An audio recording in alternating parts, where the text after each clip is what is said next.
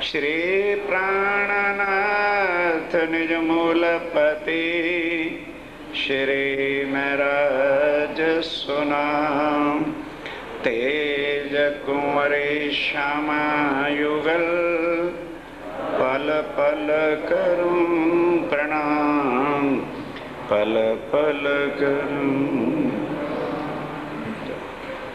यहाँ से ती चल के आए मंडई बंदर, तहाँ साथ सब आए मिले बाग में लई जागा उतारा कार बाग में लई जगह उतारा।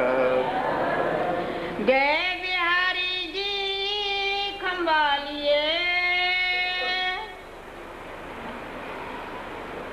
फरमाइए सुनो सर। आप हक श्री राज्य महाराज वै धाम के धनी पार ब्रह्म अक्षरातीत सच्चिदानंद स्वरूप, जो वेदों में, शास्त्रों में, गीता में, रामायण में, भागवत में, कुरान में और बाइबल में ये लिखा था कि कल युग जब 28वां आएगा तो वह पूर्ण ब्रह्म अक्षरातीत सच्चिदानंद, जिसको संसार के सब ग्रंथों में लिखा है कि परमात्मा सबका एक है, लेकिन कुछ ऐसे तत्व जो अगुए बने हैं, कमर्शियल भाव लेकर, धंधा बनाकर उन्होंने जुदा जुदा धर्म बना दिए और जुदा जुदा रास्ते बनाकर भगवान भी जुदा जुदा कर दिए। क्योंकि पीछे चलने वालों का विश्वास परमात्मा पर नहीं रहता, केवल अपने गुरुओं पर रहता है। तो वो लोग केवल अपना कमर्शियल भाव से, एक धंधा के भाव से चलते हैं और उनको कोई दर्द नहीं पड़ा होता कि हम किसी की आत्म कल्याण के लिए परमात्मा का रास्ता बताएं। अब सवाल यह है क्यों? इसलिए कि उनको भी उस एक परमात्मा की पहचान है नहीं है। कहोगे जी ऐसा क्यों? क्योंकि उन्होंने जो ज्ञान लिया है, समझने की बातें, वो उस देवी देवताओं के लिखे ग्रंथ हैं। त्रिदेवा ब्रह्मा विष्णु महेश आदि नारायण, इससे आगे तो कोई है। तो उन्होंने जब कहा कि हम परमात्मा को जानते नहीं, उन्होंने जब नेति नेति, किसी ने काल को, किसी ने निराकार को, किसी ने साकार को, किसी ने पिंड को, किसी ने ब्रह्मांड को, किसी ने पानी को, किसी ने वृक्षों को परमात्मा का रूप दे दिया, तो पीछे चलने वाली दुनिया का दोष क्या था? आज इतनी रूढ़िवादी और इतना अपने गुरुओं और पंथों पर विश्वास आ गया कि चाहे वो झूठ का मार्ग बताते हैं, ग्रंथों में झूठ नहीं लिखा। गुरु नानक देव जी ने क्या कहा? नानक एक को सुमरिए, जन्म मरण दुख जाए, दूजा काहे सुमरिए। पर है कोई आज उस एक की खोज में है ना? शरीर के पंथ के पीछे चलते हैं, आत्म का जरा भी दर्द नहीं। इसी तरह से हिंदुओं के अंदर भी मूल वेदों में क्या कहा? एको ब्रह्म द्वितीय नास्ति। क्या उस परब्रह्म की पहचान किसी को हुई? तो दुनिया का क्या दोष था? इसी तरह से कुरान में भी वही भाषा का अंतर और कुछ नहीं। कुल हु अल्लाह अहद, कुल का, कुल आलमीन का, कुल जहानों का परमात्मा एक है। क्या उन मुसलमानों को पता चला? अगर वो पता चलता तो वो आज अजमेर में जाकर के ख्वाजा शरीफ की कब्र को क्यों पूजते?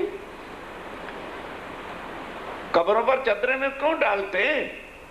कहना मुख से कुल्हू अल्लाह अहद और मानना मिट्टी के मस्जिदों को, तो उसमें क्या अल्लाह की प्राप्ति, पारब्रह्म की प्राप्ति हो जाएगी। इसी तरह से एज लाइक दैट, बिल्कुल डिट्टो कॉपी। क्रिश्चियन लोग आज इतना दावा लेते हैं, वो तो भाग्य से अमेरिका में जाने का पता चल गया, तो मैंने उनके लिटरेचर और उनके पादरियों से भी जाके मिला। वो क्या कहते हैं, खुदा जब आएगा कब्रों से मुर्दे उठेंगे। जैसे मुसलमानों ने आधी दुनिया में कब्रिस्तान बना रखे हैं, तो अमेरिका वालों ने भी आधी जमीन पर कब्रें बनाई हुई। मैंने कहा भाई कौन सी कब्रें? कहते जी यही कब्रें। मैं क्या जरा एक कब्र को खोद के देखो, जिसको तुमने आज से 25 वर्ष पहले दबाया था, क्या उसकी हड्डियां भी हैं वहां पर? अब ये सारी चीजें लिखी हैं कि जब खुद खुदा आएगा तब इन बातों की हकीकत के मायने खोल करके बताए। उन्होंने आके कहा वो इंसान, वो मिट्टी की कब्र तो कीड़े खा जाते हैं, हड्डियां भी, ये कब्रें बैठी हैं। इसके अंदर जो जीव आके मुर्दा हो गया है, जिसको ये भी पता नहीं कि मैं कौन हूं, कहां से आया हूं और मरने के बाद जाना, जब वो पार ब्रह्मक्षातीत की जो एक परमात्मा है उसकी पहचान करेगा, तो मुर्दा शरीर से उठकर अपना सन्मान दोष से जोड़ेगा और जन्म मरण से और सदा के कर्मों के बंधन से छूट करके वो भवसागर से वही ज्ञान अब नलिये के अंदर। बिहारी जी महाराज जो गाती बती एक आचार्य महाराज थे, जिनको केवल अपनी चिंता गादी और शिष्यों की है। वह पारब्रह्म जो शास्त्रों में, कुरान में जिसके आने के लिए फरदारोज कहा है। अब उन काजियों से, मक्का मदीने के काजियों से सवाल करो कि अभी कुरान सच्चा है कि झूठा? इतने में उलट मरने के लिए तैयार होते हैं। तो कुरान में लिखा है कि फरदारोज को अल्लाह ताला, जिसको एक ब्रह्म कहते हैं, वो दुनिया में आएंगे। तो वो समय कौन सा था? फरदारोज कहते हैं कल के दिन को। दुनिया के साल 1000, खुदा का दिन 1। दुनिया के साल 100 और खुदा की रात 1। यानी 11वीं सदी में वह पूर्ण ब्रह्म परमात्मा किसी ना किसी तन में आकर के खुद अपनी पहचान कराएगा। और वही शास्त्रों में लिखा है कि जब साका साहलवान का पूरा होगा और 1735 का साल होगा, तब वह परब्रह्म स्वयं कुंभ के मेले में एक मानव तन में आकर के जो है जाहिर होंगे। सुंदर छात्र जी, इस ज्ञान से बिहारी जी को स्वामी जी कह रहे हैं कि महाराज, मैं जानता हूं कि आप किसी प्रकार की चर्चा सुना सकते नहीं, तो उसकी चिंता मत करो। मैं ही सारे को पारब्रह्म की पहचान कराऊंगा। और जो सतगुरु देवचंद जी के नजर है कि शाह कुंडल और शाह कुमार को जगाएंगे, तब हम परम धाम जाएंगे। उस कार्य को पूरा करने के लिए मेरे साथ मिलकर के चलो। और तुम्हें चर्चा नहीं आती है, मैं जानता हूँ, मैं तुम्हें ऊपर बिठाऊंगा। इस तरह का ज्ञान अब बिहारी जी कैसे सहन करते। यहाँ से विदा होकर मडई बंदरगाह से बिहारी जी महाराज कहाँ आए? खंभाली। ध्यान के साथ। अब स्वामी जी खंभालिये से उस तरफ जा नहीं सकते क्योंकि गुजरात शुरू हो जाता है। इस वास्ते बिहारी जी तो गए और जाती बार कितना आज भी गुरुओं के दिल में विरोध है, उस समय भी था। अब बिहारी जी ने सोचा कि मेराई ठाकुर अपने साथियों के साथ इधर ही आने वाले हैं, तो मैं राजा को शिकायत कर दूं। जब उनकी नाव आएगी तो पकड़ करके जेल में डाल जाएंगे। जाती बार ये कह करके तब वो जो है नौतनपुरी गए। तब एक शख्स ने कहा राजा से शिकायत करवा दी, तुम्हारे गांव में मेरा ठाकुर खंभालिये आएगा, इत उतरेंगे। ये तो उनकी नाव कल परसों आने वाली है। राजा कान के कच्चे होते ही थे, पुलिस की चौकी बिठा दी। वे रखता था दुश्मनी, वो तो पहले से दुश्मनी रखता ही था। दिल में असल की दिल में असर की। 3 चौकी बिठाई सब उन्होंने थाना। पुलिस की चौकी सब जगह बैठा दी कि जो भी नाव आए और मैं राय ठाकुर का नाम पूछ करके उनके साथियों से जेल में डाल देना। सब साथ चढ़े नाव पर। अब उधर सुनना, चौकी बैठ गई, अब इधर सब सुंदर साथ। स्वामी जी, क्योंकि सूरत के 4 सुंदर साथ अपनी पत्नियों को लेकर यहाँ चर्चा सुनने आए थे। चर्चा सुन के उन्होंने कहा कि स्वामी जी कृपा करो और सूरत चलो, वहाँ चल के हमें चर्चा सुनाइए। कहने लगे चलो भाई, लेने ही आए हो तो हम चलने को तैयार हैं। वह सुंदर साथ और बाकी सब सुंदर साथ अब चले, नाव पर बैठते हैं। स्वामी जी पहले नहीं बैठा करते ना, पहले सुंदर साथ। अब जब सब सुंदर साथ बैठ गए तो वो जो मल्लाह था चलाने वाला, उसने समझा कि सब सवारियां बैठ गई हैं, उन्होंने वो लंगर खोल दिया, हवा का लगा जोर और जहाज तो अंदर चला गया। अब लौट के वापस नहीं आ सकता क्योंकि स्टीमर तो है नहीं। स्वामी जी ने इशारा किया, चिंता मत करो, तुम खवालिए होके और सूरत पहुंचो और मैं जंगल के रास्ते होकर जहाँ खुश्की का स्थान है वहाँ से होके मैं आपको सूरत आके मिलता हूँ, घोगे आके मिलता हूँ। घोगा जंक्शन है, वहाँ तुम भी आओ और मैं भी मिलता हूँ। अब ध्यान देना, नाव चल पड़ी। स्वामी जी चीरक वेश बना लिया, जैसे फकीरी वेश होता है, ताकि कोई ये ना समझे कोई सेठ पेट है, तो डाकुओं का तो काम होता है एकदम अटैक कर देना। उसके द्वारा वो खुश्की के रास्ते घोगा जहां नाव आनी थी वहां पहुंचे। अब ध्यान देना, नाव पहुंची है खंबालिए पहुंची, सुनते कहाँ, नाव वहां जाएगी पहले। जैसे ही वहां गए तो राजा ने चौकी बैठा रखी थी, देखा कि यही लोग हैं। बात जाते क्वेश्चन किया, भाई राय ठाकुर कौन है, उसकी पत्नी तेज कुबरी कौन है? तो सूरत के सुंदर साथ समझ गए कि भला पुलिस वालों को राय ठाकुर के नाम का और तेज कुबरी का पता कैसे लग गया। ओहो हो, ये तो धाम के धनी की, हाँ, गादी पतियों की ये कृपा है। समझ गए, चौकस हो गए। पकड़ के उनको जेल में रात रखा गया। प्रातः राजा के सामने पेश किया गया। राजा ने पूछा, मैं राय ठाकुर कौन है? उन्होंने कहा, जी जबरन किसी पर मोहर लगाना चाहते हो, हम में से कोई भी मैं राय ठाकुर नहीं। पूछ लो सबके नाम। फिर कौन सा मैं राय ठाकुर? कहने लगे वो जो क्षत्रिय लोहाना जाति के। कहने लगे वो महाराज हम सूरत के रहने वाले ब्राह्मण हैं, पंडित हैं, हमारा क्षत्रिय वंश से क्या मतलब? कहने लगे तो और तो मैं तुम्हारे कोई तेज कुबरी है? कहने लगे क्या एक नाम की कोई और औरत नहीं हो सकती? ये तेज कुबरी हमारी सगी बहन है और इसकी लड़की की शादी थी, हम लड़की के मामा लगते हैं, भात देने गए थे, नान का लाग जिसको पंजाबी में कहते, वो देने गए थे, दे के शादी करके अब लड़की तो चली गई, बहन को हम अपने घर ले जा रहे हैं।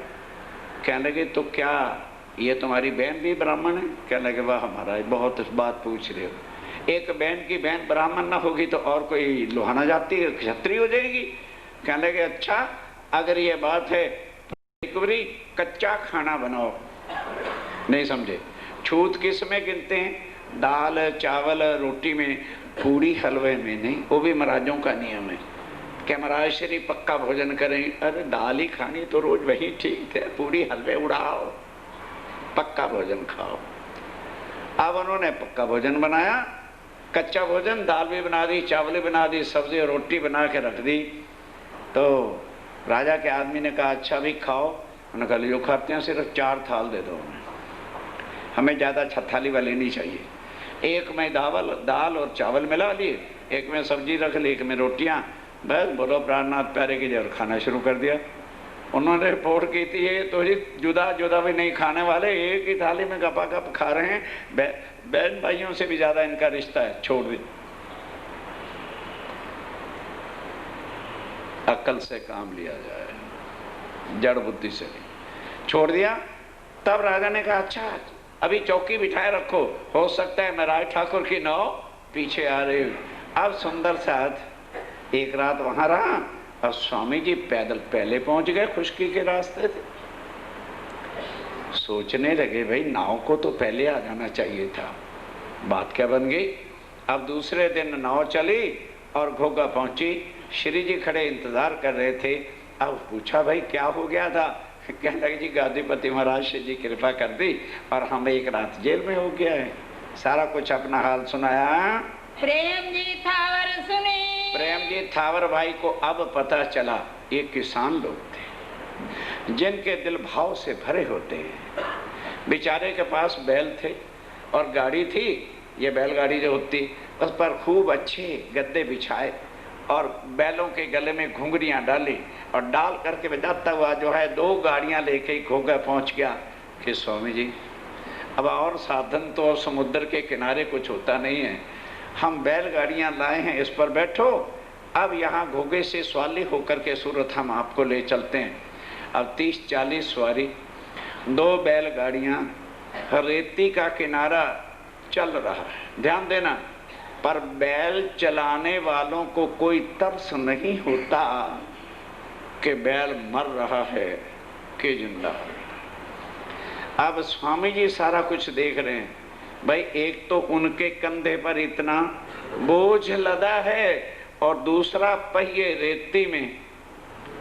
समुद्र के किनारे को पक्की रोड तो बन नहीं सकती, रेती होती है या कहीं कीचड़ होता है। जब वो पहिए वहां धंस जाते हैं तो पचकार के निकालने की बजाय ऊपर से बैल चलाने वाला सुए ठोकता है।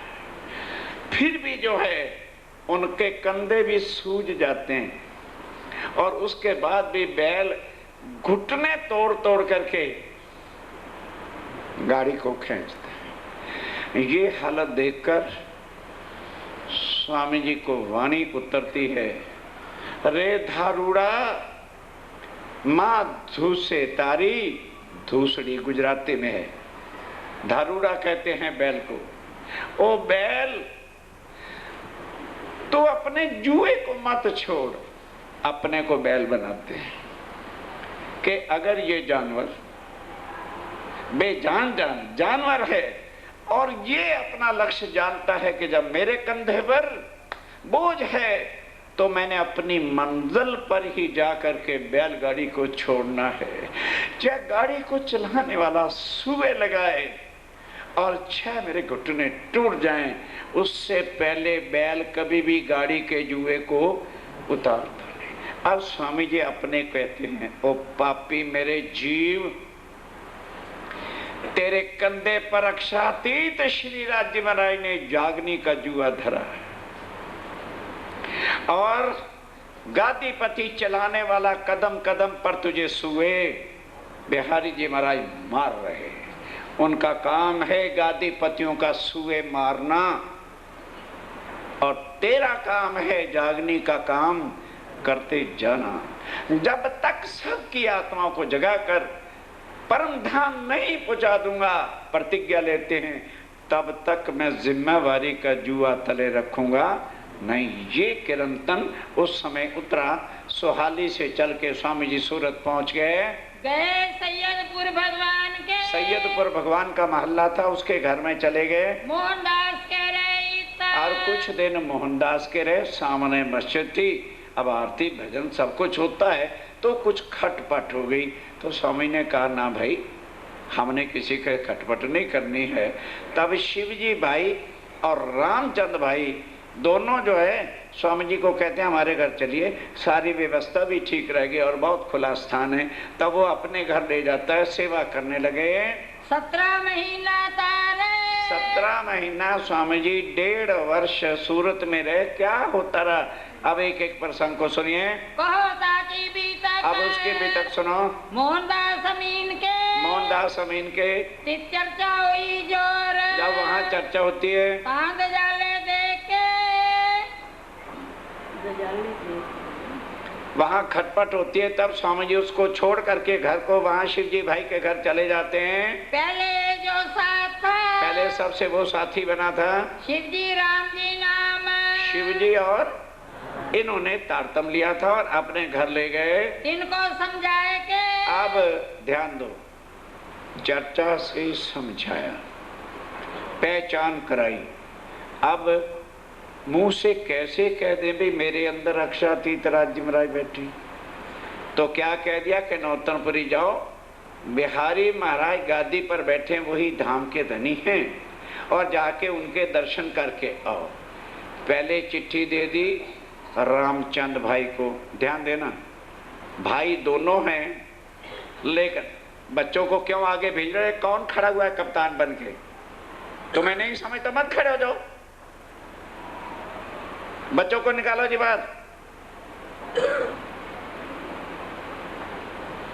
ध्यान दो, अब रामचंद और शिवजी भाई सगे भाई तो दो हैं जरूर, लेकिन किस्मत जुदा जुदा है। रामचंद भाई बहुत गरीब था और शिवजी भाई बहुत अमीर था। रामचंद भाई को चिट्ठी लिख के दी बिहारी जी के नाम से कि जाओ दर्शन करके आओ।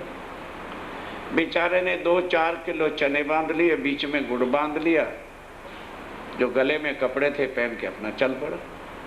2-3 महीने का सफर करे आदमी तब सूरत से जामनगर पहुंचता है। चने भी खत्म हो गए, गुड़ भी खत्म हो गया, जो कपड़े थे पहने वो भी फटे फटीचर हो गए। पहुंचा तो होता क्या है, हजूरी पहले दरवाजे पे बिहारी जी खड़ा कर देते थे कि कौन है। चिट्ठी लेकर के हजूरी अंदर गया, महाराज तो पहले दया कर ही दें, पर जो हजूरी होते हैं वो पूरे कसाई का रूप होते हैं, घबराना नहीं, वो ज्यादा ही अगड़खड़ बने होते हैं।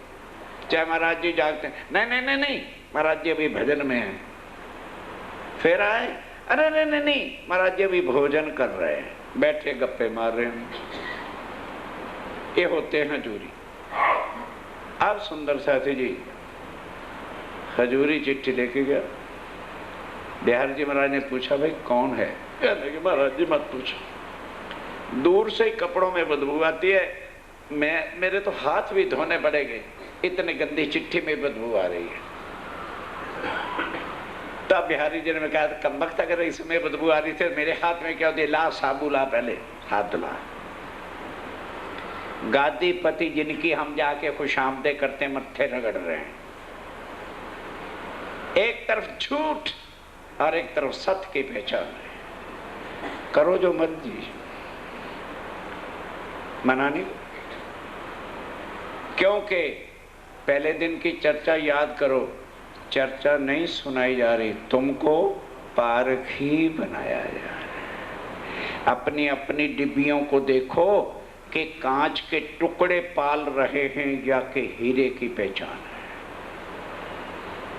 करो मर्जी, दिल ना दुखे तुम्हारा, वही करो।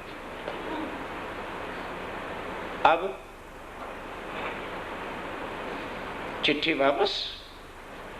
अब उसने कहा कि भाई मैं फक्त दर्शन करने आया, मुझे भले रोटी ना दो, मुझे अंदर ठहरने के मंदिर में जगह न दो, केवल मेरा प्रणाम स्वीकार।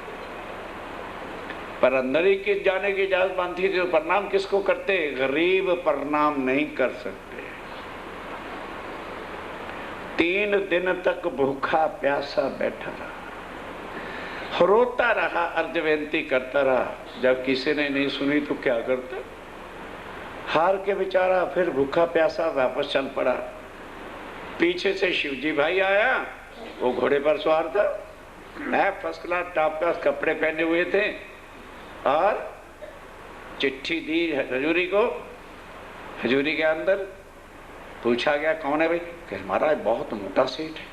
कहता है बेवकूफ, तो मुझे क्या बताना है, जहां पहले उसके घोड़े को जगह दे।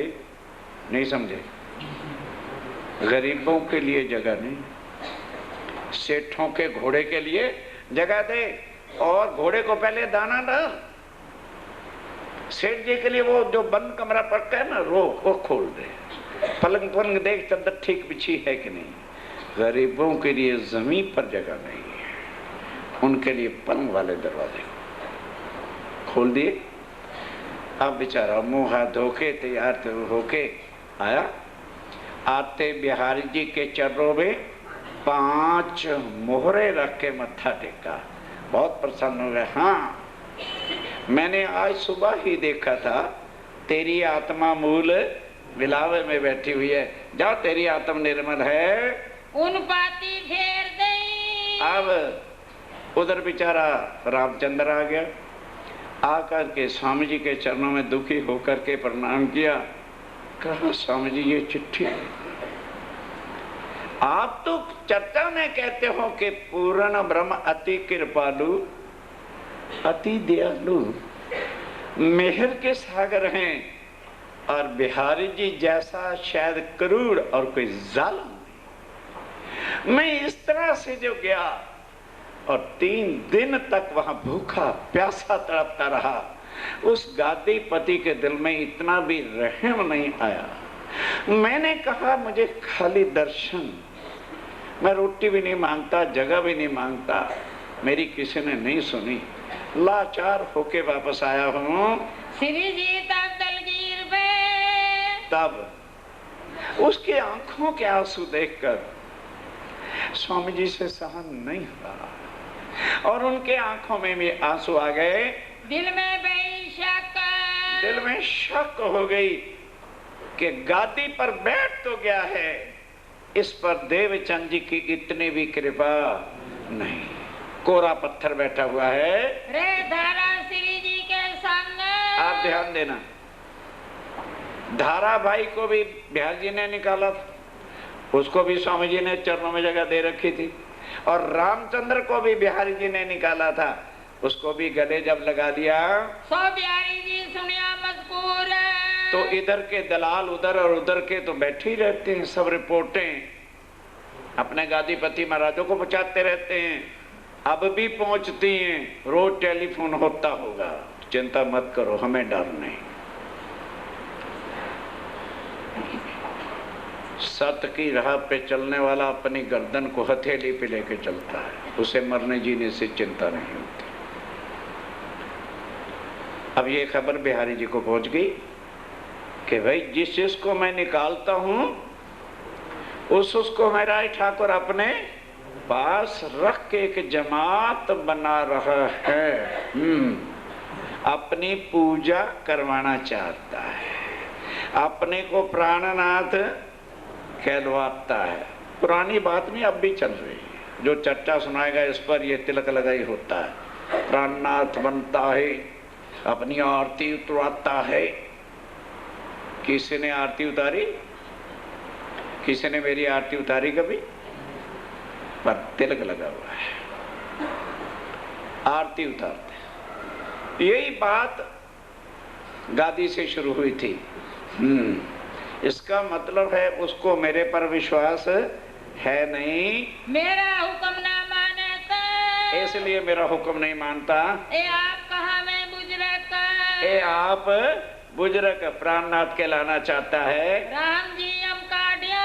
मैंने किसको? राम। हाँ, राम जी भाई को, अभी रामचंद्र भाई था ना, उसको मैंने निकाला है। ए इन 3 को रखा साथ में, इनको भी गले लगा के इसने साथ में रख लिया। ए भली न करी इन्होंने अच्छा नहीं किया, दुख पाया इन बात से। इस बात पे बहुत दुखी हुए।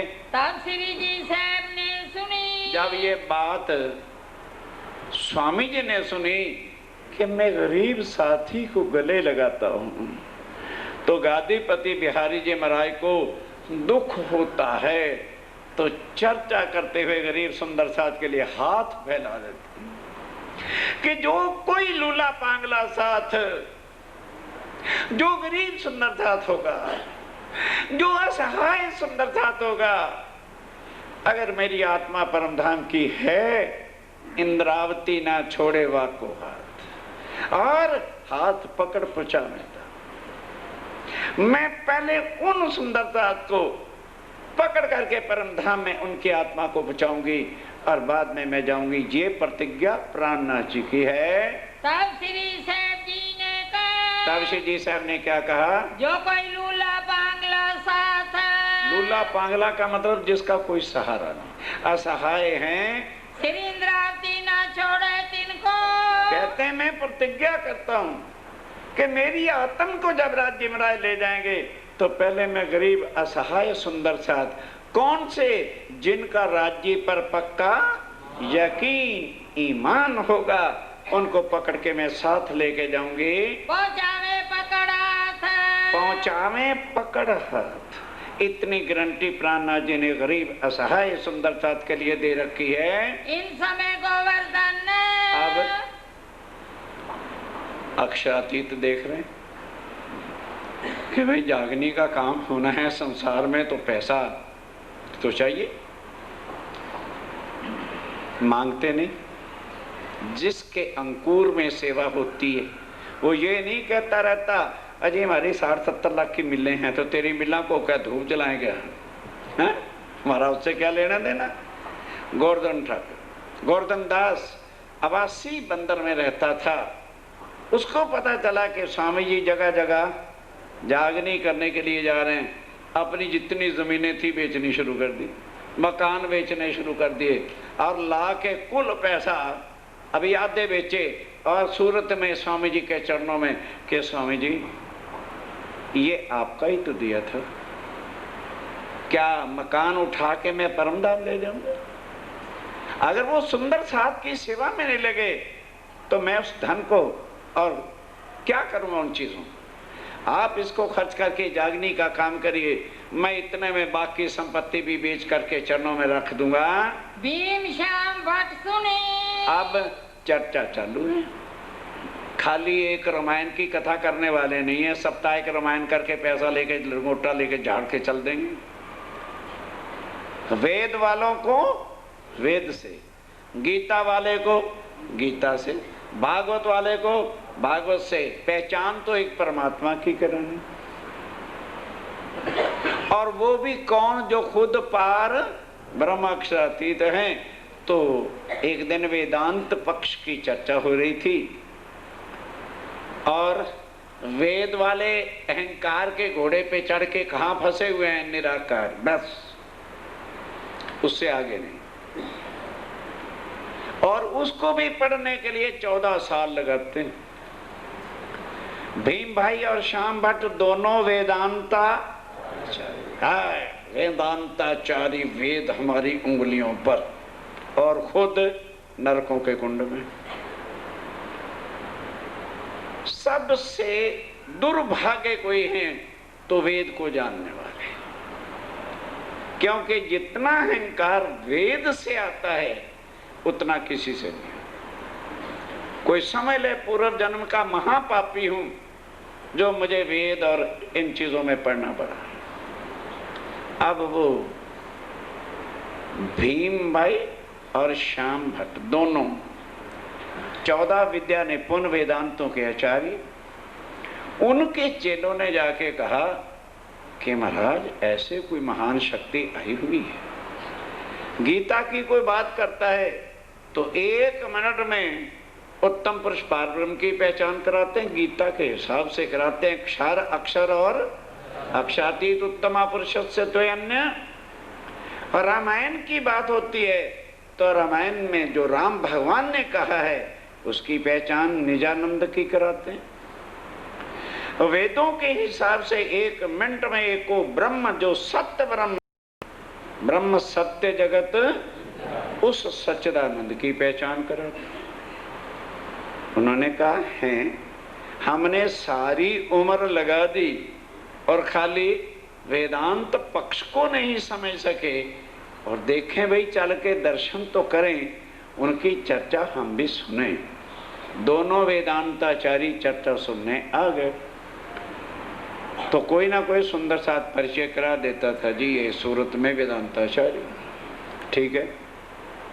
स्वामी जी ने वेद पक्ष, जो संसार की सृष्टि, फिर लिखा है ब्रह्म सत्य और जगत मिथ्या, तो स्पष्ट कहा कि वेद तो सत्य कहते हैं लेकिन वेदों के आचार्य उलट चलते हैं। वो परमात्मा को कण कण में व्यापक, और जहां तक व्यापक है उसी को ही परमात्मा मानते हैं। अब वो इतने में ही आखिर वेदांताचार्य थे, अंदर तो चौंक उठे कि जिस ज्ञान को सीखने समझने के लिए हमने उम्र गंवा दी, इन्होंने 1 मिनट में उठा करके पुड़िया हाथ पकड़ा दी। फिर बताया कि जो वेदों में कहा, वेदों को वेद मंत्रों से समझा रहे हैं। क्या? क्षरात परा अक्षरा, वेद मंत्र बता रहा हूं। क्षरात परा अक्षरा, अक्षरात परता पराति पर ब्रह्म। वही चीज के अक्षर से भी जो परे है, उरे नहीं, परे जो है वही अक्षरातीत पार ब्रह्म सच्चिदानंद है। इतनी बात सुनते साथ ही भीम भाई की नजर खुल गई कि ओहो, जो वेदों में एक परब्रह्म सच्चिदानंद कहा है, स्वामी जी उसके बिना कोई ज्ञान ही नहीं सुनाते। तो श्याम भाई को कहने लगे, ओ श्याम भट्ट, जरा अकल से इनके सामने बात करना।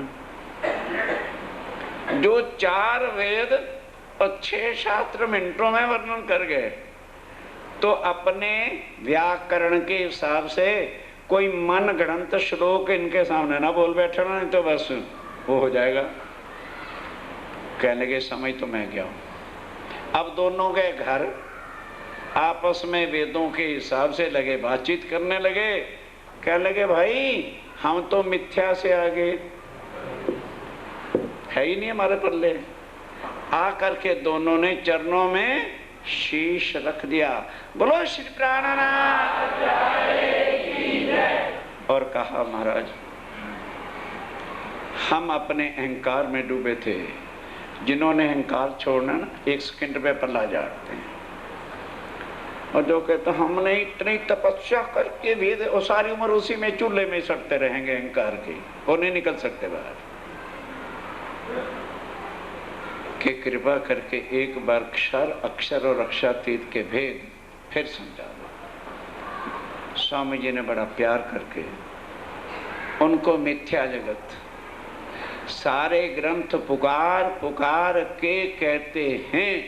हर मानव, हर वस्तु और देवी देवता भी, तीर्थंकर अवतार भी, आदि नारायण महाविष्णु भी महाप्रलय में, और फिर हम उनको भगवान मान के पूजा करते हैं।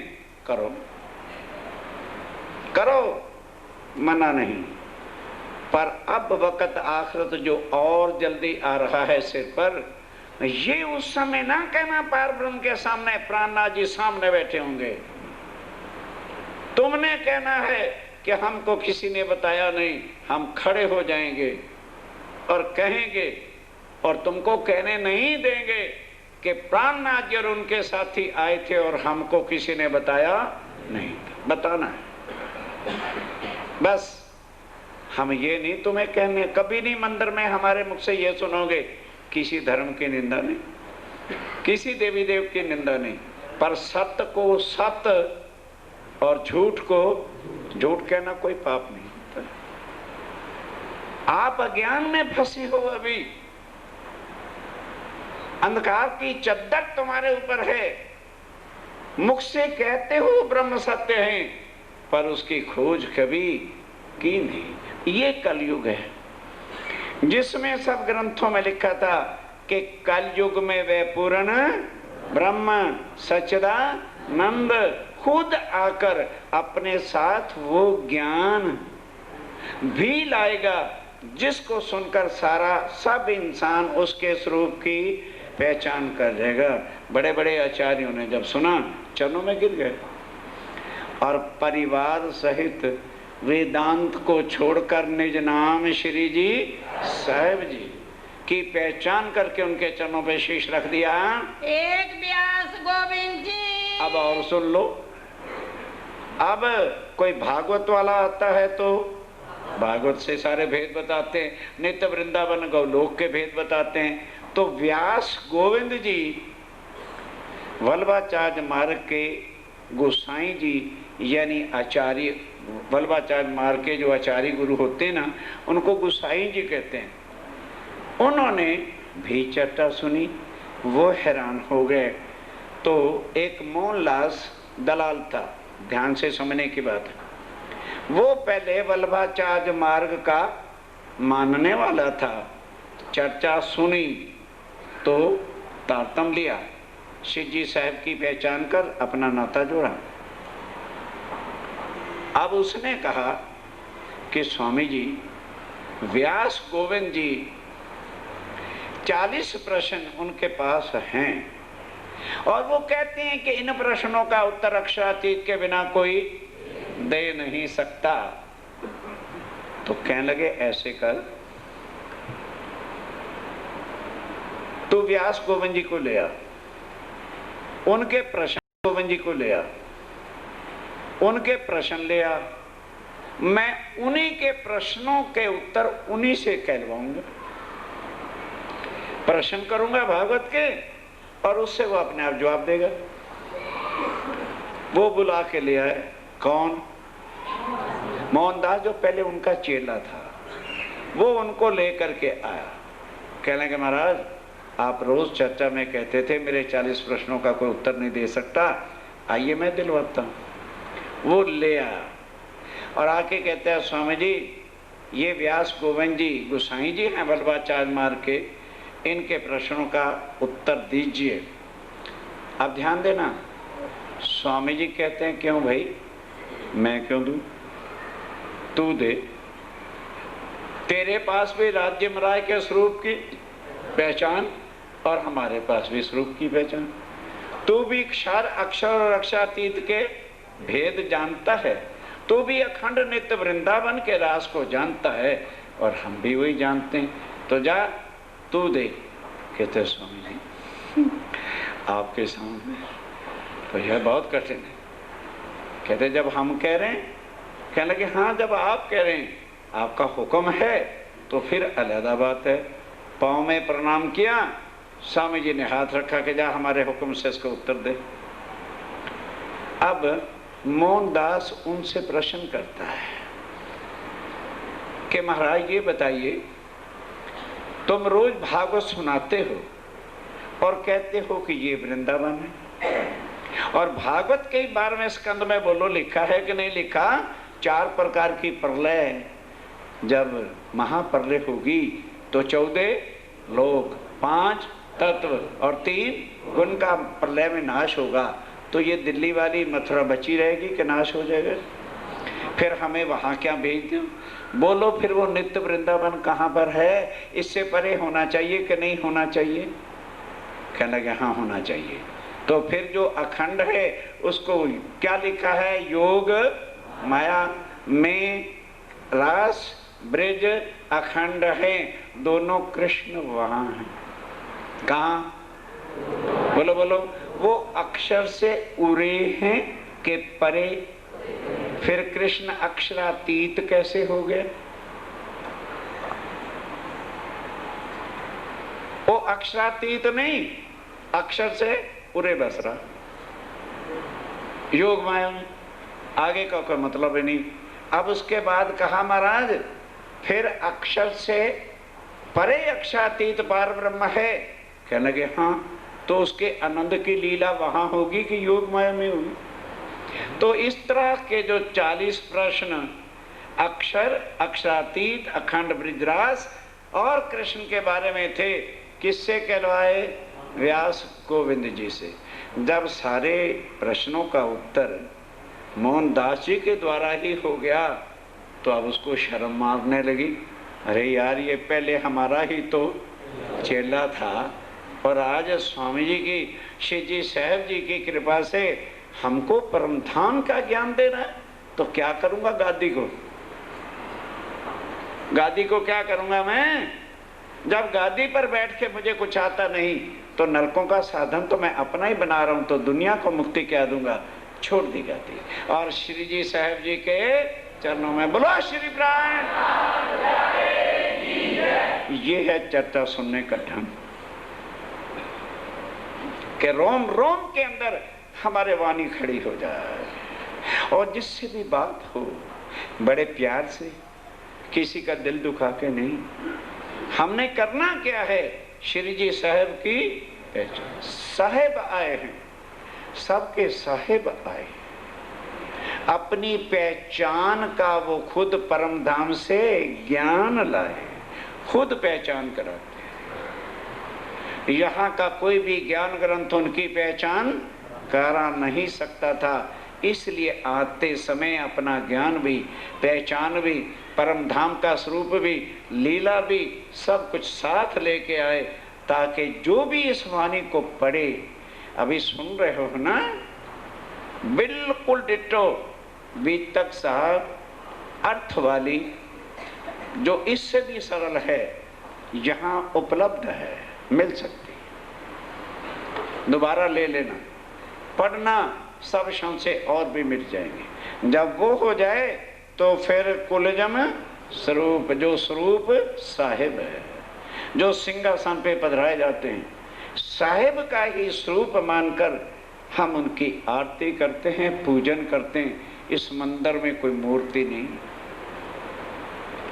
कभी कोई संशय मिटाना चाहे, पुजारी जी के पास हाथ पांव धो के आ जाए, वो आपको अंदर दर्शन भी करा सकते।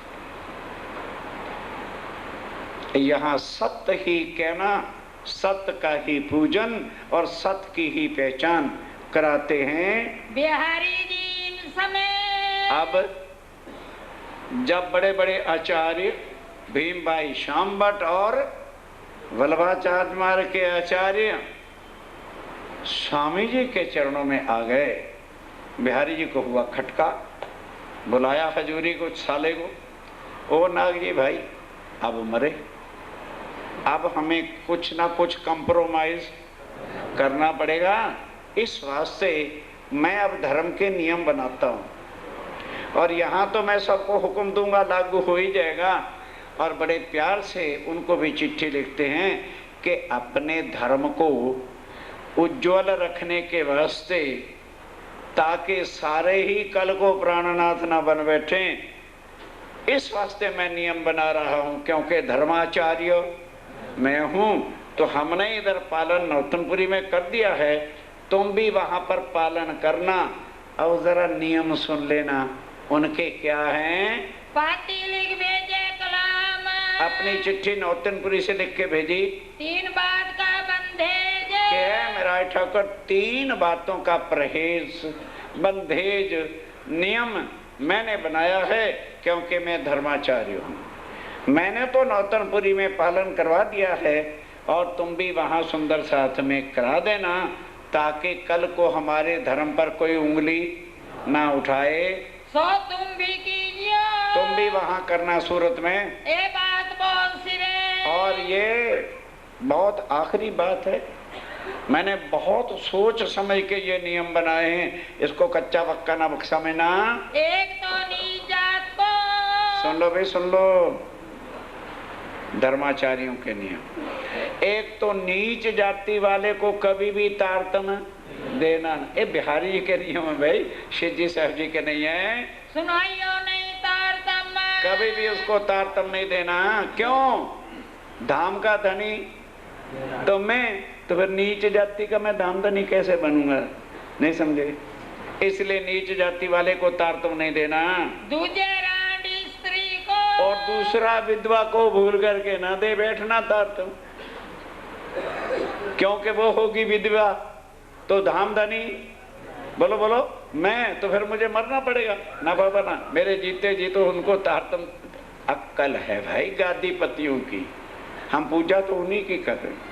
हाँ वो बड़े हैं जो कर रहे हैं ठीक। इतनी अकल अंधी हुई है कि हमने अपने अकल को ताले लगा रखे। अरे भाई सोच भी नहीं सकते कि वो झूठ कर रहे हैं कि सत्य कर रहे हैं ना, वो बड़े हैं, चाहे एक शब्द कभी वाणी का पढ़ा हो, पर बड़े। इतने अंधकार में हम डूबे हुए हैं। तीजे के हम तुम, तीसरा हमारे और तुम्हारे स्वाय किसी को तारतम देने का अधिकार बंद नहीं देना। ए 3 बात को, ये 3 बात को जहूर की जो उत्तर, वहाँ जाहिर लागू सबके ऊपर कर देना। धर्म उज्जवल देखिए, अपने धर्म को उज्जवल रखना है। कोई करे ना निंदा की, कल को कोई निंदा ना करे। छोटी जाति वाले इनके भी तारतम देते फिरते हैं। ए बात पाती की सुन के, अब वो चिट्ठी आई सूरत में, स्वामी जी ने पढ़ी और हंस पड़े। लगे लो राज्य महाराज हो गया कल्याण। देवचंद जी ने कहा था आत्माएं उतरी हैं चारों वर्णों, चारों जातियों में। ब्राह्मणों के अंदर भी है, क्षत्रिय के अंदर भी है, वैश्य के अंदर भी है, शूद्रों के अंदर। अरे शरीर ही तो शूद्र है, आत्मा तो शूद्र नहीं हो। आप सुनना स्वामी जी क्या उत्तर देते हैं। श्री जी लिखी खबर। स्वामी जी बड़े प्यार से कहते हैं, सतगुरु देवचंद जी की गादी पर विराजमान बिहारी जी महाराज, मैं उत्तर दे रहा हूं, बुरा ना मानना। नंबर 1, बाहर की अक्ल छोड़ के, बाहर की दृष्टि छोड़ के आत्म की दृष्टि से जरा देखो और विचारो। जवाब 3 बात को। तीनों बातों का मैं जवाब दे रहा हूँ। हम तुम्हें लिखो बनाए। मैं तुम्हें अच्छी तरह से लिख रहा हूँ, बुरा नहीं मानना। ताको विचार कीजिए। उस पर जरा विचार कर लोगे तो तुम्हारी समझ में आ जाएगी। अहंकार में भुड़क उठोगे तो ताला तेरी अकल को पहले ही लगा हुआ है। श्री देवचंद्र जी राज चलाए के देखो, धर्म के नियम उसी को बनाने का अधिकार होता है जिसने धर्म को चलाया। ना तुमने धर्म चलाया है और ना मैं, इसलिए ना तुम्हें कोई नियम बनाने का अधिकार है ना मुझे। तो देवचंद जी की नजर कहां पर थी। एक दिन वो गांग जी भाई जी के घर बैठ के चर्चा सुना रहे थे, तुम वहां पर मौजूद थे और मैं भी वहां मौजूद था। तो एक मुसलमानी, याद होगा प्रसंग सबको, एक तो वो विधवा थी, पति मरा हुआ था, दूसरा वो नीच जाति की थी। उसकी आवाज सुनकर तुरंत उसको बुलाया था और उसकी आत्म के हिसाब से उसको तुरंत तारतम देके सुंदर साथ की सेवा में लगा दिया था। तो फिर बोल, जो हमारी आत्माएं जिन्होंने उस समय ऐसा मांग कर ली होगी कि वहां नीचे जाति वाले कैसे रहते होंगे, भंगी क्या करते होंगे, उन आत्मा को राज्य ने उसमें उतारा है। तो फिर यदि जाति पाति और शरीर से देखेंगे तो हमारा कभी भी काम पूरा होने वाला नहीं है। और उन्होंने क्या कहा था, अखंड। ध्यान दो कि ये जो ब्रह्मवाणी है ये क्या है, अखंड है। और यदि मैं और तुम दोनों तारतम सुनाएं और किसी को सुनाने का अधिकार ना दें तो तुमने भी एक दिन शरीर छोड़ना है और मैंने भी छोड़ना है। उसके बाद फिर तारतम सुनाना बंद, तो सारी दुनिया को कैसे ब्रह्मवान ज्ञान पहुंचेगा। या लीला के प्रताप से, इस वाणी की कृपा से, प्रताप से, शक्ति से होए बक्का ब्रह्मांड, ये ब्रह्मांड को अखंड होना है। बोलो श्री प्राणनाथ। ये वो ज्ञान है जो हर मानव को जन्म मरण से छुड़ाता है, पर कामल गुरु चाहिए। खुद सतगुरु कहलाने वाला नरकगामी है और तुम्हें भी नरक में लेके जाएगा। हरिद्वार की चर्चा के बाद पद्धति हमारी क्या है, अर्थ सहज छपवा दी गई है, सबको मिल जाएगी। कि उन्होंने हमें भटका के कह रखा हम सतगुरु हैं, पूरे गुरु हैं, वो नरक जाने वाले हैं जो प्राणनाथ जी के वाणी के विरुद्ध चलते हैं। क्या कहा, इस वास्ते हे बिहारी जी महाराज ये नियम तुम ही पालन कर सकते हो। मैं सुंदर साथ को छूट देता हूं कि जिसको अक्षरातीत पार ब्रह्म की पहचान हो जाए और पहचान कराने की शक्ति हो, वो जिसको चाहे पहचान करा के तारतम दे सकता है। क्योंकि एक शरीर तो एक ना एक दिन खत्म होगा, तो क्या सब दुनिया फिर और शरीर पर बंधे रहेंगे क्या? जित होए अंकुर निज धाम को, जित होए अंकुर परम धाम की आत्म हो, तड़प उठे चाहना हो, अभिलाषा हो, तो उसका संबंध श्री जी साहब जी के चरणों में जोड़े, तारतम दे दे। गिनिए ऊंच नीच ना चिता, और वहां पर कभी भी ऊंच नीच, गरीब अमीर, छोटा बड़ा गिनना नहीं चाहिए। एरा श्री देवचंद्र जी है, ये रास्ता सतगुरु देवचंद जी के अंदर बैठ के अक्षरातीत राज्य महाराज ने बताया है। कई आत्म दृष्टि की आत्म दृष्टि की देखो तो आत्मा ना नीच है, ना ऊंच है, ना छोटी है, ना बड़ी है। ये धर्मों के बंधन जो हैं शरीर को हैं, आत्मा धर्म और कर्म से अलग है। श्री देवचंद्र जी ये रास्ता सतगुरु देवचंद जी ने दिखाया है, हमको तुम आगे दे दिखाए, और मेरे और तेरे सामने दोनों को दिखाया था।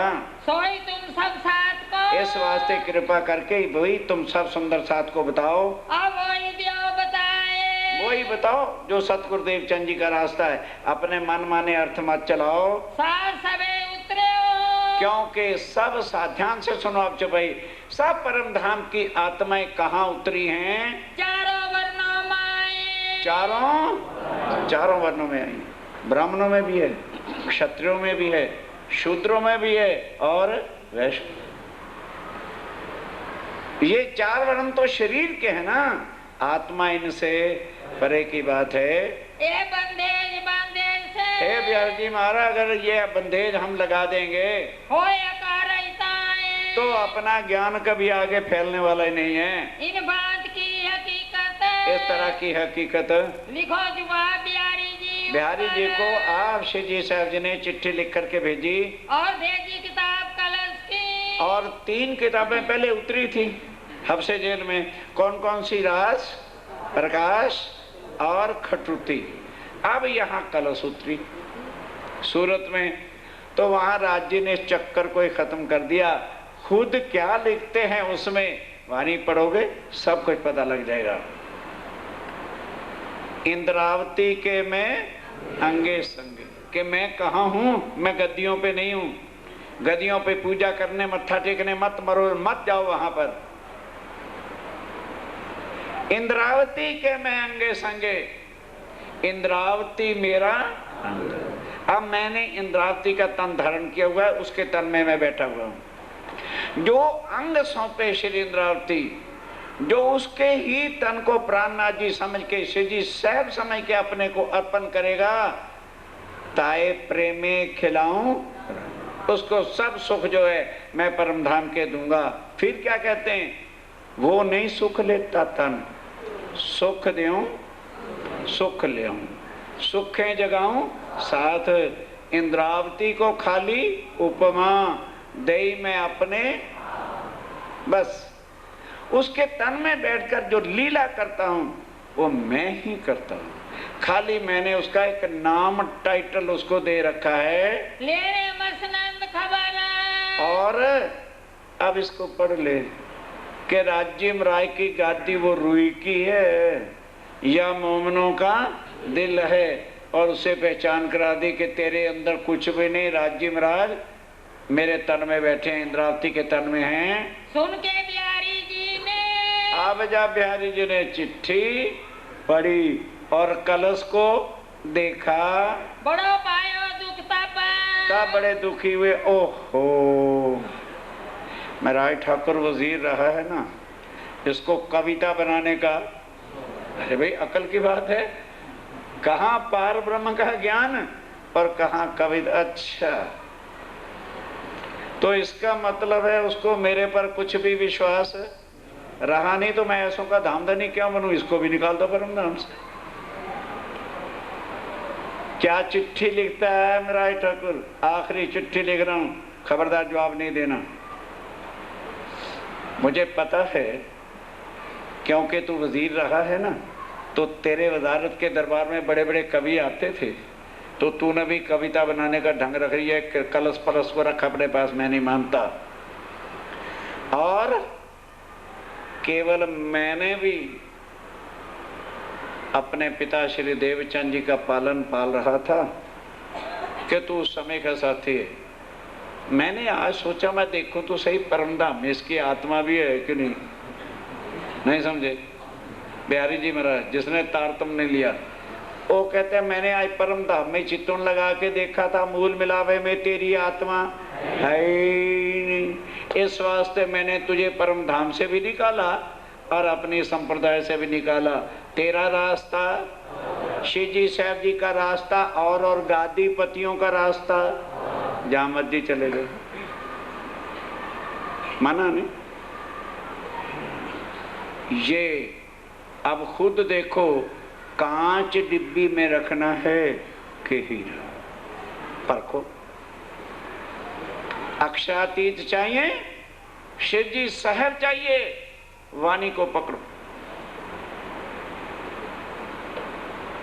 झूठ ही झूठ और सब कुछ यहाँ का है तो गादीपति हैं, महाराज हैं, जाओ पूजन करो, कोई दोनों की पहचान हो रही है। उन लिख दे जी पाती को।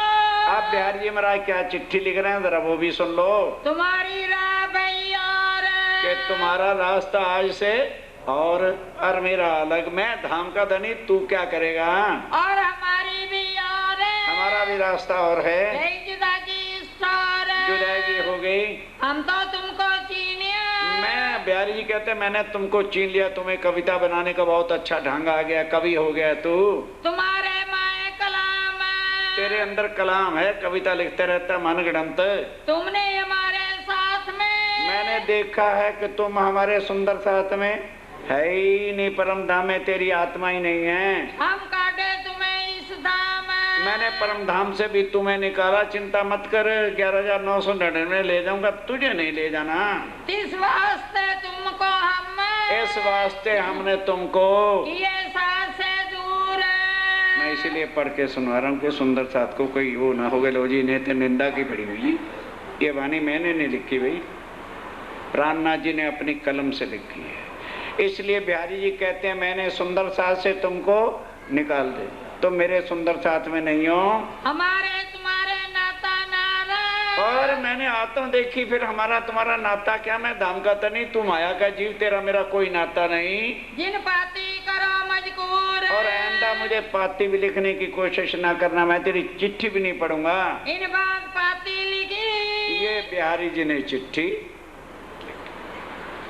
आए पहुंची सूरत आई, स्वामी जी ने पढ़ी, कहते राज्य में राय ले लो, बजाओ बांसुरी। तुम्हें ही परम धाम से निकाल दिया है, करो क्या करना है। अब सोच भी रहे हैं कि अगर सुंदर साथ को ये चिट्ठी पढ़ाऊंगा तो वो क्या कहेंगे कि भाई अच्छा इनका पार ब्रह्म का ज्ञान है, इनकी आपस में ही ढकपटक हो चल रही, चिट्ठी किसी को बताई नहीं, लेके बैठे हैं, सोच रहे हैं। तो जब आदमी सोचता है तो थोड़ी मायूसी आ ही जाती है। भीम भाई आया, स्वामी जी इसी सोच विचार में थे। भीम भाई पड़क समझ गया कि नहीं, आज कुछ ना कुछ बात, जिनका स्वरूप सदा हंसमुख और सुंदर साथ को देख के खिलखिलाता है, आज उनके चेहरे पर मायूसी आया। शिव जी के चरण पकड़ के कहते स्वामी जी आज आप उदास क्यों हैं? नहीं, बनावटी हंसी हंस दी। मैं स्वामी जी इससे काम चलने वाला है, वो तेज, वो नूर, वो मुस्कुराहट आज नहीं। बताओ क्या बात। कहने लगी क्या बताएं? अल्लाह पढ़ ले, पढ़ ले। कहने लगे जी यही तो हम चाहते थे, जो हुआ है देर से हुआ, हम पहले ही चाहते थे कि झूठ एक तरफ हो जाए और सुंदर साथ को सत्य की पहचान। अब ये तुम्हारा काम नहीं, अब ये मेरा काम है। ध्यान दो, यहां तो भड़काते हैं ना उल्टा। भीम भाई जी ने सबको इकट्ठा किया, सब सुंदर साथ को बैठ के बताया कि ना हमारा मतलब महराज ठाकुर से है और ना हमारा मतलब बिहारी जी से है, हमारा मतलब सच्चिदानंद श्री राज्य महाराज और श्यामा महारानी से है। उनके शरीर छोड़ने के बाद जिस तन के अंदर वही दर्द, वही प्रेम, वही सुंदर साथ की तड़प है, तो उस तन में राज्य महाराज बैठे हैं। और जिनके अंदर झूठ अहंकार है, उससे हमारा कोई मतलब नहीं। अब दोनों की तुलना करो। अगर बिहारी जी के अंदर राज्य और श्यामा जी महाराज बैठे होते तो वो किसी भी सुंदर साथ को ठुकराते, बल्कि नयों को गले लगाते। भीम जी ने प्रश्न किया, बताओ क्या बिहारी जी ने किसी नए सुंदर साथ को परम धाम की पहचान करा के तारतम दिया? सबने कहा जी नहीं, बल्कि जो पहले विश्वास रखते थे उनको भी धर्म से। और महराज ठाकुर वजीर के लड़के थे, पत्नी को छोड़ा, जेल में गए, सुंदर साथ के वास्ते फांसी का हुक्म झेला, फकीरों की तरह से घर घर जाते हैं, भूखे रह रह करके आत्माओं को जगाते हैं। इनको क्या दर्द है, इनको क्या तकलीफ है? इनके अंदर ही अक्षरातीत बैठे हैं। केवल उन्होंने देवचंद नाम वाला तन बदला है और इस तन में बैठ के साक्षात तन की पहचान नहीं कराते। परम धाम अपने मूल में लावेगी और सुंदर साथ के संबंध को बता रहे हैं। बोलो आज से तुम्हारा फैसला क्या है? सब ने फैसला किया कि आज के बाद हम कभी भी नौतनपुरी जाएंगे नहीं और झूठ की गादियों पर कभी भी मत्था नहीं टेकेंगे। पर हे भीम भाई, किस मुंह से स्वामी जी को कहें कि हमारे आप धनी, हमारे आप प्राणनाथ हो? वो तो कभी मानते ही नहीं। कहने लगे ये फिर तुम्हारा काम नहीं, तुम मेरा साथ निभाओ, मैं जानू और स्वामी जी। तब सब मिलके कहाँ आए? स्वामी जी के। इतना भी यार आप लोग सुन के बात नहीं पकड़ पाते। और मीटिंग अलग हुई थी, फैसला करके आए। और भीम भाई अब आके स्वामी जी से प्रश्न करता है, कहता है स्वामी जी आप परम धाम का ज्ञान सुनाकर हमें अक्षरातीत पारब्रह्म सच्चिदानंद और श्यामा जी की पहचान कराते हैं कि झूठ की? कहते भाई सच्चिदानंद। कहने लगे तो ये बताओ, जिस तन के अंदर अक्षरातीत राज्य और श्यामा जी बैठे होंगे वो सुंदर साथ से प्यार करेगा या जो सुंदर साथ बने हुए उनसे घृणा करके गरीबी अमीरी के हिसाब से बाहर निकालेगा? कहने वो तो प्यार करेगा। तो कहने लगे फिर हमें जो बार बार बिहारी जी धाम धनिया, बिहारी जी धाम धनिया भेजते हो खाली रूई की गद्दी की पूजा कराने के लिए, मैं प्रश्न करता हूं स्वामी जी आप बताइए, उन्होंने देवचंद जी के बाद कितनों को तारतम दिया? बल्कि जो सुंदर साथ थे उनको धर्म से, और आपने कितने कष्ट से जेलों में आप गए, किन के लिए गए? फांसी के तख्ते पर चढ़ने को तैयार हो गए, किन के लिए? दर दर में ठोकरें खाते फिरते हो भूखे प्यासे, किन के लिए? आज से हम सब सुंदर साथ का निर्णय है, हमने पहचान लिया है बिहारी जी रूई की गादी पर बैठे हैं, राज्य और श्यामा जी बैठक तुम्हारे अंदर है, आज से तुम ही हमारे धाम के। सब सुंदर साथ ने जयकारा बोला और श्री जी के चरणों पर गिर पड़े। बोलो श्री प्राणनाथ। चलो प्रपति का जवाब। अब इस निर्णय के बाद अंतिम चिट्ठी बिहारी जी को स्वामी जी लिखते हैं, जरा ध्यान से सुनो। लिख भेजे कलाम, क्या लिख करके भेजा? तुम हमको काटे साथ से। कि हे बिहारी जी महाराज, अब नहीं लिखा था आमदनी, अब क्या लिख दिया? हे बिहारी जी महाराज, तुमने मुझे धर्म से निकाला, मुझे कोई चिंता नहीं। आगे भी मैं सतगुरु महाराज जी के मेहर से, उस धामधनी की मेहर से सवानी का प्रचार कर रहा था, पर तू गुरु पुत्र था इसलिए मैं तेरा मान रखता रहा। आज तू मेरे से अलग खुद हुआ है, मैंने अलग नहीं। तो सतगुरु महाराज जी का फरमान लेकर मैं सुंदर साहब की जागनी अपने कंधों पर बोझ लेता हूं। नंबर 2, ध्यान दो भाई, तुमने ये लिखा है कि मैं सबका प्राणनाथ बनना चाहता हूं और मैं पैसे ही इकट्ठा करना चाहता हूं। ध्यान दो, अब अभी वो भाई ढूंढ के रखो, यदि मैं निकलूंगा तो, यदि ये लक्ष्य लेके मैं या कोई भी अपनी पूजा कराने के लिए या पैसे से कोई किसी की आत्मा जगाने निकलेगा तो कभी भी कोई काम पूरा। और यदि उस धामधनी का फरमान सतगुरु महाराज जी का शीश पे चढ़ा के मैं जागनी के काम के लिए निकलूंगा तो इस दुनिया के 14 तबक में किसी की शक्ति नहीं होगी जो मेरे बढ़ते हुए कदम को रोकेगा।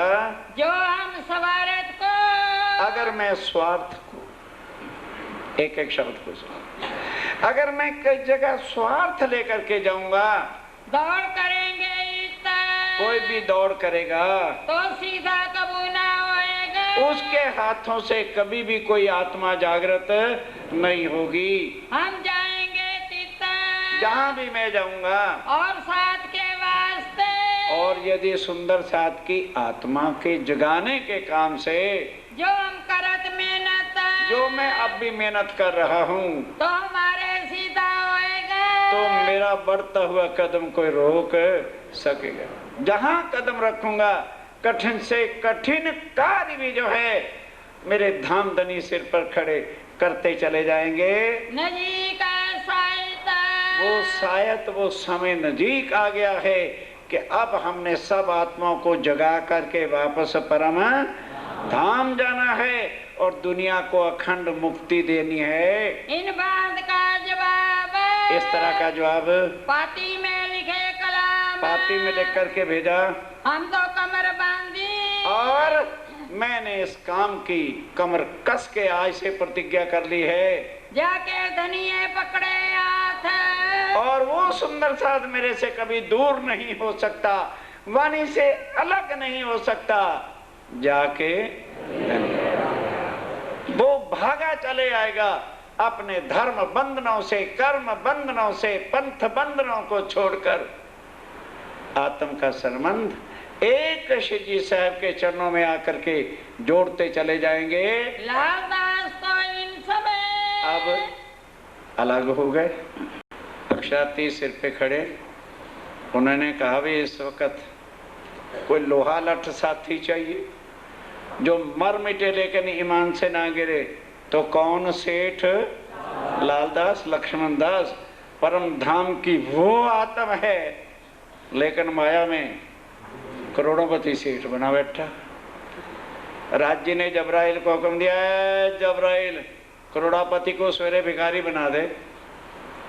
1 मिनट लगता है, मेरा बैलेंस है, मैं कैसे सेवा में पेटियों में संभाल के रखो। 7 जहाज अरब से लाखों रुपए का सामान लदा आ रहा था। एक तूफान आया, नहीं आया, सातों के सातों घर के अंदर टोटल टैली। अब उधर गोदाम थे, वहां पर रखा हुआ था चौकीदार। ओ भागवान कहीं हुक्का बीड़ी पीता था, एक चिंगारी उठी और सारे गोदाम स्वाहा। अब ऐसे में देने वाले ठट्ठे नगर से बाहर कि जब हुंडिया रही नहीं, किताबें जल गई, तब हम क्या देंगे। और लेने वाले ए सेठ लक्ष्मणदास जी 3 लाख रुपए चाहिए। दूसरा क्या, ए सेठ लक्ष्मणदास जी 10 लाख, जल्दी लाओ, आज का वायदा है। इज्जत बचाने के लिए जो मकान थे वो भी सारे बिक गए, घर का सोना चांदी बर्तन भी बिक गया। अब चले खाली हाथ, लोटा भी नहीं बचा के पानी पी। कौन? खाली लालदास नहीं, करोड़ोंपति सेठ 1 मिनट में नशा उतारते हैं राज्य में। अगर पहले से ही सेवा में लग जाता, इतने दिन ना देखने पड़ते।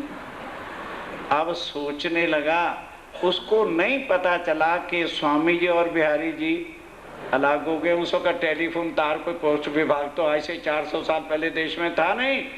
उसने कहा भी अब चलना चाहिए, कहाँ? धाम बिहारी जी के चरणों में। जब तक मैं उनके दर्शन नहीं करूंगा तब तक मैं अन्न जल ग्रहण नहीं करूंगा, फलाहारी दूधारी चले। करते करते करते मंगलोरपुर पाटन आ गए। वहां एक सुंदर साध मिल गया। सुंदर साध ने कहा, अरे भाई कहाँ जा रहा है? बिहारी जी ने स्वामी जी को धर्म से निकाल दिया, अलग हो गए। उसको बड़ा मेराट, उनको जो है लालदास को बड़ा गुस्सा चढ़ा, दिल में बड़ी खटपट हो गई कि ये कमबख्त क्या कह रहा है। स्वामी जी तो सबको जगा जगा के वहां भेजते थे। फिर ठंडा होके सोचा, अरे नौतनपुरी तो जाना है। मंगलपुर पाटन से सूरत नजदीक है, पहले सूरत ही हो लूं और उसके बाद नौतनपुरी चला जाऊंगा जामनगर दर्शन करने के लिए।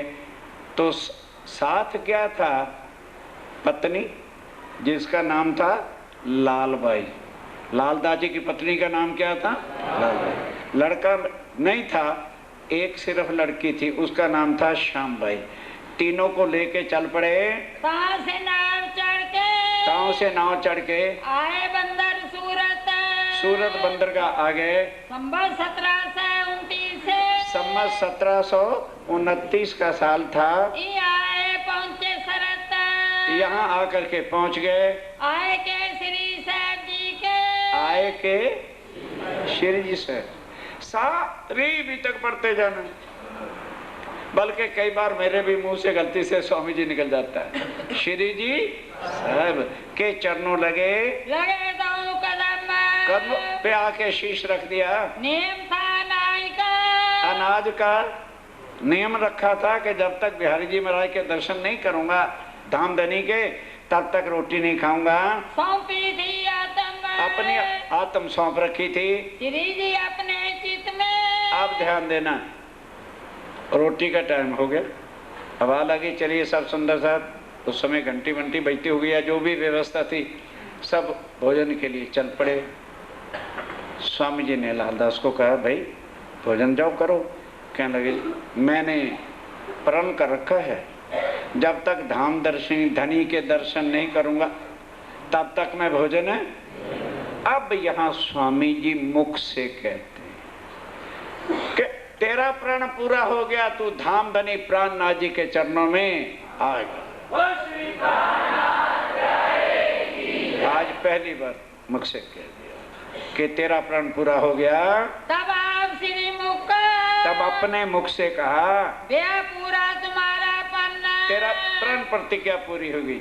ये सुंदर साथ का मिलावा तो शिव जी साहब के चरणों में आ गया है। कछु फिकर ना करो, कुछ फिक्र ना कर, वहां जाने की अब बिल्कुल जरूरत नहीं है। पहुंचे मिलावे सैयन, तो सुंदर साथ के मिलावे में आ गया है। श्री मोहम्मद के मोमिनो, आप धाम के धनी अक्षातीत श्री जी साहब कहते हैं, मेरे परम धाम के साथियों, ए शरत करो याद, इन बातों को हमेशा याद रखना, भूल के भटक नहीं जाना। फिर लाल आगे की को। अब लालदास कहते हैं, यहाँ मैं आ गया चरणों में और अपने आप को कैसे अर्पण किया और क्या हुआ, बाकी पन्ना जी तक कैसे बीती बातें वो मैं आपको बताऊंगा।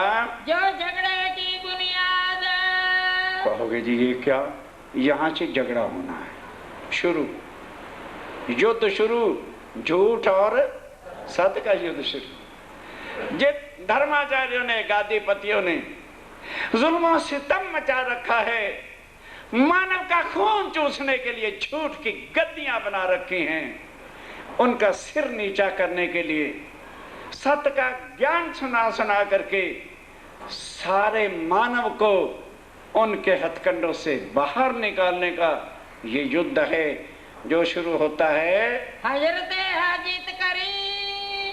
10 बजे बंद करना क्या, चपाई दरो। श्री महामत के मोमिनो, श्री महामती कहे मोमिनो, ए शरत करो याद, ये शर्त करो याद, फिर लाल आगे की कहूँ, फिर लाल आगे की कहूँ, जो झगड़े की बुनियाद, जो झगड़े की बुनियाद, जो झगड़े की भोग लगेगा, फिर अर्जी बोलेंगे और तुरंत प्रसाद बांटने वालों को कहना ना पड़े। तुरंत जैसे होकर चुपाई खत्म हो, प्रसाद लेके दो उधर से और उधर से जैसे रोज बांटते हो बांटना शुरू कीजिए। बोलो श्री प्राणनाथ।